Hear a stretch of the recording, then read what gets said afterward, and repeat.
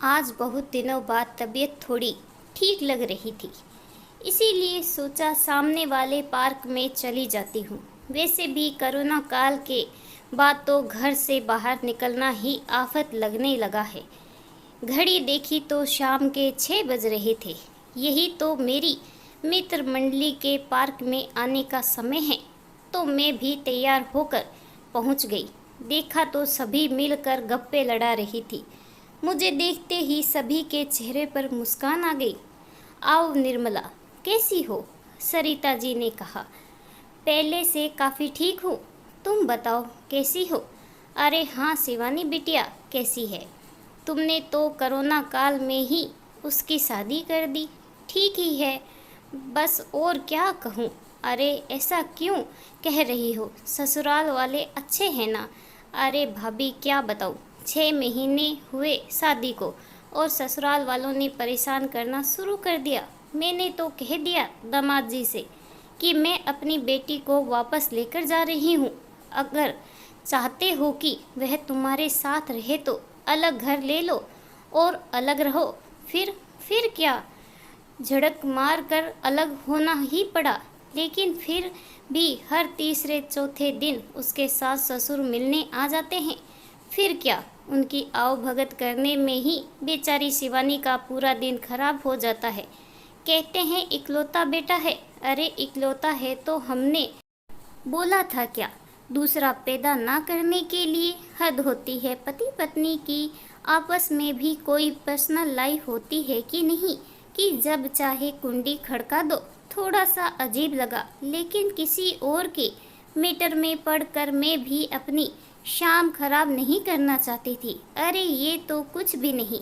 मेरी बेटी रिंकी की तो 4 नंदे हैं। कभी कोई आ जाती है, कभी कोई। ऊपर से दामाद जी है फौजी, तो वो हमेशा अपनी ड्यूटी पर रहते हैं। पीछे से रिंकी खपती रहती है। एक और सहेली नैना ने कहा, हे भगवान, सच में ये ससुराल वाले बहुओं को काम वाली समझते हैं। बस ये और इनके रिश्तेदार घर में जम कर बैठे रहे और इनकी बहुएं सेवा करती रहे। नंदनी जी ने आग में घी डालने का काम किया। सही कह रही हो बहन, काम सारा करो पर घर के फैसलों में राय मत दो। जानती हो, दामाद जी ने हीरो का हार लिया था मेरी अनु के लिए, लेकिन बिना उससे पूछे और बिना सलाह के। अरे नया घर भी ले लिया, वो 4 BHK।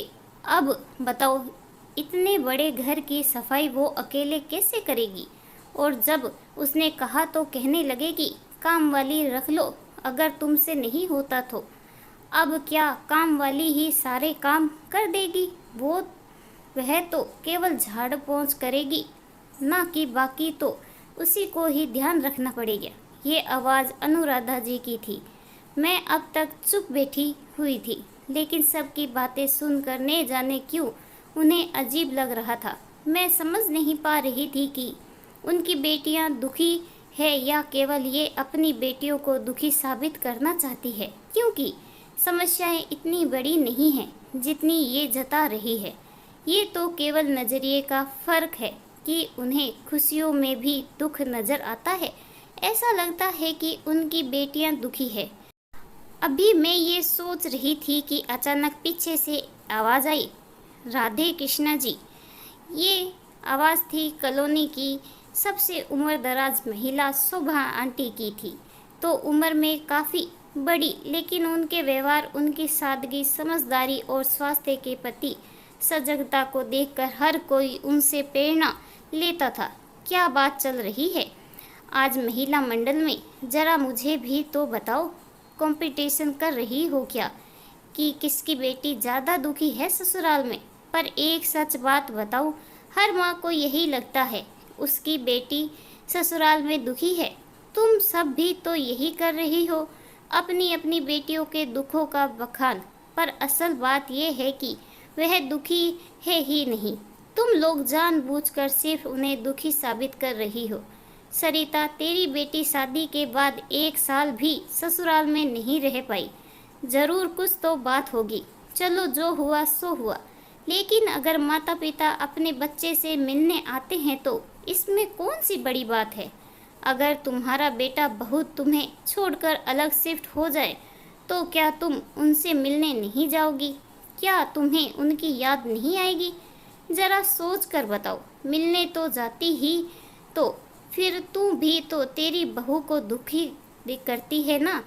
और नैना, तेरी बेटी की 4 नंदे हैं, ये बात तो तुम्हें शादी से पहले ही पता होगी, तो फिर अब क्यों इस बात का रोना रो रही हो? अच्छा, यही है ना, दामाद जी की अनुपस्थिति में चारों नंदों की वजह से बेटी का मन लगा रहता है। हाँ, लेकिन अगर नंदे दोस्त बनकर रहे तब बता, वह क्या कोई जुल्म करती है, परेशान करती है? अगर नहीं तो फिर तो अच्छा ही है ना, क्योंकि परेशान हो रही है, सोच रही है कि तेरी बेटी दुखी है। पता कोई परेशानी है? नहीं शोभा आंटी, ऐसा तो कुछ भी नहीं। इतना कहकर शोभा आंटी अपने घर की तरफ चल दी। पूरी महिला मंडल सिर झुकाए कुछ सोच रही थी। शायद शोभा आंटी के शब्दों ने उन्हें आत्ममंथन करने पर मजबूर कर दिया। मैं भी खुशी खुशी वहाँ से अपने घर की तरफ चल दी। जो बातें मैं कह नहीं पाई आज वो शोभा आंटी ने कह दी थी। इस कहानी के बारे में आपकी क्या राय है कमेंट करके ज़रूर बताइएगा। कहानी अच्छी लगी हो तो please like share and subscribe करना बिल्कुल ना भूलें। कहानी सुनने के लिए आपका बहुत बहुत धन्यवाद।